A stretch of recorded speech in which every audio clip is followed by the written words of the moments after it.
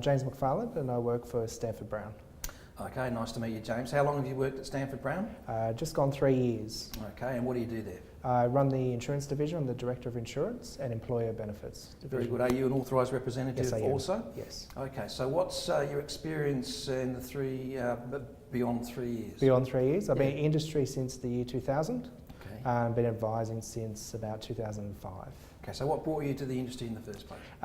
Fell upon the role actually. So like most insurance advisors, never planned to be an insurance advisor when I was going through school. Was actually training a medical degree, and I was going to actually become a paramedic as a profession, and decided I wanted a 9-to-5 job, and found this position and went from there. Okay, so it was more not wanting to follow that paramedic path. I wanted my Saturday nights free. So why is that, James? Share with us. Share. Yeah, wasn't happy to work shift work on a weekend. Right, no, so. that's fair enough. Yeah. But was there something particular about medicine or helping people, the paramedic service that actually appealed to you, to your personality? Exactly. And I think that I found that in the corporate world as an insurance advisor. I find through our claims experiences and what have you that you still got that element of care and social responsibility. And I find that my background also helps me quite a lot with underwriting and understanding medical procedures, etc. Okay, it seems like you kind of happened, as you mentioned, with quite a few risk-focused advisors, but now that you're in the industry, do you have any intention of leaving it? Never. Eat, live and breathe insurance. So. All right, so when you wake up in the morning, do you feel good when you wake up in the morning with what presents in your day to come? Depends if it's my kids scream at 6 a.m. or whether, but yes I do. No, I'm with you on that. How many children have you got? Two. Okay, yeah. All right, and where do you live? I live in the hills. Okay, yeah. Which hills? The hills, the hills district. Right. Thereabouts, all right. Yeah. That'll do for the time being, Thank you for that. Okay, so growing up, what did you want to do? When you were at school, even going further back, was there something in particular that you felt you'd like to be when you grew up? Paramedics was always what I was going towards, something along the medical lines, but not necessarily in a hospital. All right, very good. So coming back to the present day, the life insurance advice sector in particular has been going through change of late. Have you experienced a reasonable amount of change since you entered the sector, and if so, has it been positive or negative? What's your take on it? Yeah, there's a lot more compliance definitely than what there used to be. I find that the level of advice is very similar. We've still got the client's best interest at heart. We've always really thought about the client's needs and objectives, but we've gone from a 4-page client advice record from when I first started, which really was personalising 2 paragraphs, through to almost a 40-page legal document, which is quite onerous to prepare. It's onerous to the point of being too much in your view?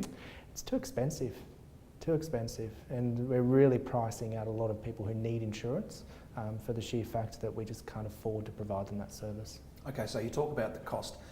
Is your business, Stanford Brown, looking at different ways of making itself more efficient so you can keep your own pricing down? How are you doing that? Through IT and integration, through our CRMs. We're also using offshoring for a lot of our administration, where we are templating as much as we can, but again, that's got a negative that you don't want to be too templated. You want some personal touches and make the document as interactive to the client as possible, and trying to limit the size of the document as much as we possibly can and legally can. Right, so offshoring does proves very popular, certainly within pockets of the advice sector. What's your proposition? Where's offshore? Offshore, it's Philippines. Okay, right. And what about security measures and the qualifications of the colleagues that perform those tasks for you in the Philippines? Best question for my CEO, Jonathan, to be honest. I haven't done that security vetting, that's done above me. Okay, that's fine, but there are processes in place. There are, so we outsource the employment, the security and everything to a particular firm in the Philippines that do all that for us. Okay, and it's proven to be an efficiency driver for the business? It is, so a lot of the back office, the really mundane, the processing, the administration, the data entry, that all can be done over there quite easily and cheaply. If you client-facing or thought processing, you would keep that in-house. Right, fine. Now, James, you give or take, you might consider yourself to be mid-career, maybe more closer to the start than the end. You're being kind. Oh, okay. Yeah. I was wondering what you do when you're not. When I'm doing not, what you do, I've yeah. got 2 young kids, so not much else at the Right. moment. Boys so, or girls? Boy and girl. Boy and girl. Okay, Yep. keeps you out of trouble or in trouble? Definitely. My little boy's 2.5 and he can run a mile a minute. So Okay, we picked that up in an earlier conversation, so that sounds about right. Yeah. What else do you like to do when you're not working? when I'm not working, And you're not taking care of your... not taking care of it. So I can't tell from me at the moment, but I quite like to go to the gym. I like to do a bit of running. Quite like a bit of rugby league. Catching up with friends, going out to restaurants. Bit of a foodie. Quite enjoy the nice restaurants in the city. But again, it's when it's available, when we've got the time. Best new restaurant in Sydney at the moment? Just learned about a new one. I put him on the spot of the name. It's a Vikings-based restaurant out of Surrey Hills. I don't really want to publicise it too much because I want to get there first.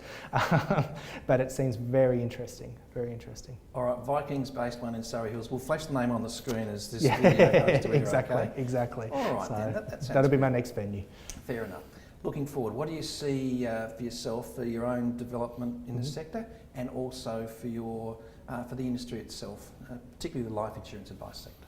Yeah, the sectors, I think it's transitioning to the next generation quite a lot. I think there's a lot of new young advisors coming up, and we're learning to work under the current regime, current rulings, etc., and trying to make it a real profitable and vivacious business, so to speak. You know, really trying to find a way to work within the current restraints and make it a profitable business going forward.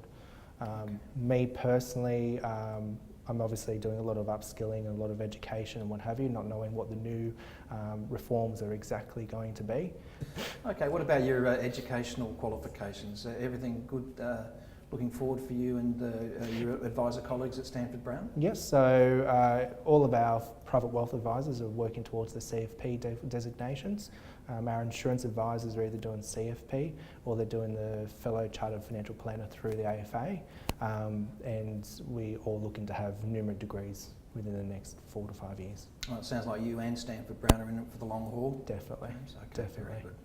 Looking forward just for yourself, and perhaps when the kids are a little older, have you got any dreams or plans that are yet Bit to of be travel. fulfilled? Bit of travel, Where bit of to? overseas. Egypt, definitely. My wife absolutely loves the place, so we definitely want to go there. Bit of South Africa. A lot of South African clients that would tell me a lot about the place, and it sounds amazing to visit, not to live. And we might do a bit more European travel. So. Right, sounds pretty good. It's been a pleasure to spend a few moments with you today. Thank you very much for your time, Jack. Thank you. Nice to meet you. You too. Thanks.